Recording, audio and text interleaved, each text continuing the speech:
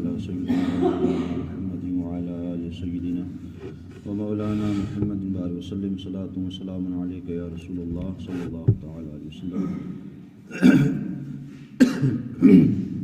بسم الله الرحمن الرحيم. قالوا يا ويلنا من بعثنا من مرقدنا هذا ما وعد الرحمن وصدق المرسلون.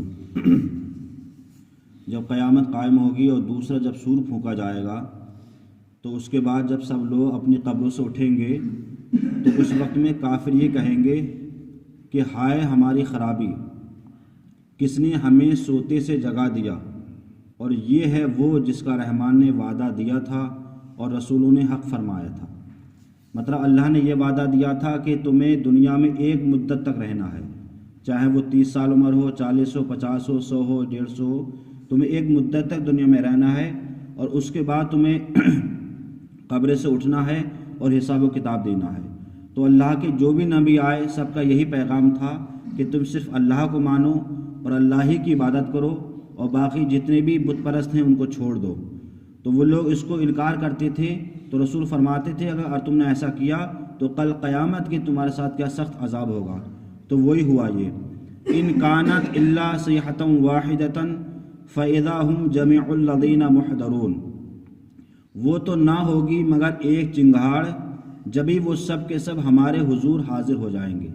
مراد یہ ہے کہ جب حضرت اسرافیل علیہ السلام جب دوسرا سور پھونکیں گے تو حضرت آدم سے لے کر کے اور قیامت تک کے جتنے افراد ہوں گے، چاہے وہ کافر ہوں، چاہے وہ مسلمان ہوں، چاہے وہ کسی مذہب کے ماننے والے ہوں، جب وہ سور پھونکیں گے اور اس کی آواز کی چنگاڑ اتنی تیز ہوگی کہ جتنے لوگ بھی اپنی قبروں میں ہوں گے سب لوگ میدان محشر میں جمع ہو جائیں گے. تو وہی قرآن نے فرمایا کہ مگر ایک چنگاڑ، جبھی وہ سب کے سب ہمارے حضور حاضر ہوں گے. مطلب سب کے لوگ میدان محشر میں حاضر ہوں گے. اب سب کا کیا ہوگا؟ حساب و کتاب ہوگا. اس کے آگے قرآن فرماتا ہے فَالْيَوْمَ لَا تُظْلَمُ نَفْسٌ شَيْئًا وَلَا تُجْزَوْنَ إِلَّا مَا كُنْتُمْ تَعْمَلُونَ. تو آج کسی جان پر کچھ ظلم نہ ہوگا اور تمہیں بدلہ نہ ملے گا مگر اپنے کیے کا. مطلب یہ ہے کہ اللہ تعالیٰ جب حساب فرمائے گا تو کسی پر ظلم نہیں فرمائے گا، بلکہ ان کا وہ حساب ہوگا جو انہوں نے دنیا میں کیے. اگر انہوں نے دنیا میں نیکیاں کی ہوں گی تو ان کو نیکی کا ثواب مطلب جنت ملے گی، اور انہوں نے اگر گناہ کیے ہوں گے تو ان کو عذاب یعنی ان کو دوزخ میں ڈالا جائے گا. تو اللہ تعالیٰ کسی پر ظلم نہیں فرمائے گا، بلکہ انہوں نے جو دنیا میں اپنے کام کیے ہیں، جو انہوں نے اپنے کرتوت کیے ہیں، جو اپنے اگر نیکیاں کی ہیں تو نیکی کا ثواب ملے گا اور گناہ کیے ہیں تو گناہ کا ثواب ملے گا. تو وہی قرآن فرماتا ہے تو آج کسی جان پر کچھ ظلم نہ ہوگا اور تمہیں بدلہ نہ ملے گا مگر اپنے کیے کا. مطلب تم نے جو دنیا میں کیے تھا اسی کا ملے گا. اب اس کے بعد رب فرماتا ہے کہ جنت والوں کا کیا حال ہوگا. قرآن فرماتا ہے اِنَّ أَصْحَابَ الْجَنَّةِ الْيَوْمَ فِي شُغْلٍ فَاكِهُونَ. بے شک جنت والے آج دل کے بہلاووں میں چین کرتے ہیں.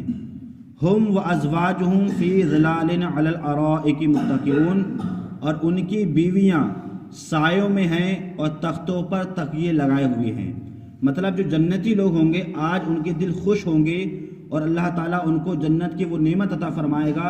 ہر قسم کے میوات ہوں گے، ہر قسم کے کھانے ہوں گے، وہ ہر قسم کے مطلب پینے کے لیے جو ہے پانی بھی ہوگا اور شراب طہور پاک شراب ہوگی جس میں کوئی نشہ نہیں ہوگا، ہر طریقے کا شربت ہوگا، وہاں محلات ہوں گے، ٹہلنے کے لیے جگہ ہوں گی. مطلب انسان جو دنیا میں کبھی نہیں دیکھ پائے گا وہ انشاءاللہ اللہ تعالیٰ جنتیوں کو جنت میں دکھائے گا. تو یہ تو جنت والوں کا حال ہوگا. اور اس کے بعد میرا فرماتا ہے کہ ان کی بیویاں بھی ان کے ساتھ ہوں گی اور ان کے لیے جو تخت لگائے ہوں گے وہ ایسے ہوں گے کہ تخت ایسے ہوں گے کہ ان پر تکیے لگائے ہوں گے جس پر وہ ٹیک لگائے ہوئے ہوں گے. جیسے آپ نے کبھی دیکھا ہو دنیا کے اندر ایک تخت ہوتا ہے، اس پر موٹا سا جو ہے گدا ہوتا ہے اور تکیے لگائی ہوتی ہیں، لوگ ٹیکے ہوتے ہیں آرام سے.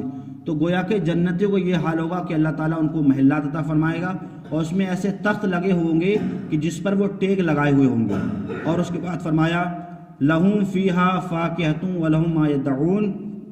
اور اللہ تعالیٰ جنت والوں سے فرمائے گا کہ ان کے لیے اس میں میوے ہیں، کس میں؟ جنت میں، اور ان کے لیے اس میں ہیں وہ جو مانگیں گے. مطلب جنت کے اندر جو وہ خواہش کریں گے اللہ تعالیٰ وہ ان کو عطا فرمائے گا. بلکہ حدیث پاک میں میرے آقا فرماتے ہیں کہ اگر کسی جنتی کی یہ خواہش ہو کہ میں یہ چیز کھاؤں گا یا میں یہ پھل کھاؤں گا تو وہاں کا سسٹم نظام یہ ہوگا کہ وہ پھل ہی آ کر کے اس کے ہونٹ کے قریب لگ جائے گا. کتنا اچھا سسٹم اللہ تعالیٰ فرمائے گا. لیکن یہ ان کے لیے ہوگا جو جنت کے کام کریں گے کہ اللہ تعالیٰ جو بھی وہ چیز مانگے گا جائز چیز اللہ تعالیٰ فوراً اس کے لیے کیا تیار فرما دے گا. اس کے علاوہ اس کے لیے غلمان ہوں گے, اس کے لیے جو ہے مطلب جو ہے خدام ہوں گے جو اس کی خدمت کریں گے. ان کے پاس کھڑے ہوں گے, کوئی پانی لے کر کھڑا ہوگا, کوئی شراب لے کر کھڑا ہوگا, کوئی شربت لے کے کھڑا ہوگا. یہ سب کس کے لیے انتظام کیا جائے گا؟ یہ جنت والوں کے لیے انتظام کیا جائے گا. وہی فرمایا. اس کے بعد فرمایا سلام قولا من رب الرحیم, ان پر سلام ہوگا مہربان رب کا جو فرمایا ہوا ہے. مطلب اللہ تعالیٰ اس دن جو ہے جنتیوں کو سلام فرمائے گا. اب یا تو ڈائریکٹ فرمائے گا سلام, یا فرشتے ہر ایک کے محل میں داخل ہوں گے اور کہیں گے تم پر سلامتی ہو اور سلام اللہ کی جانب سے ہو. اب بتائیں کہ قیامت کے دن اللہ تعالیٰ کی کتنی مہربانیاں ہوں گی, کتنی رحمتیں ہوں گی.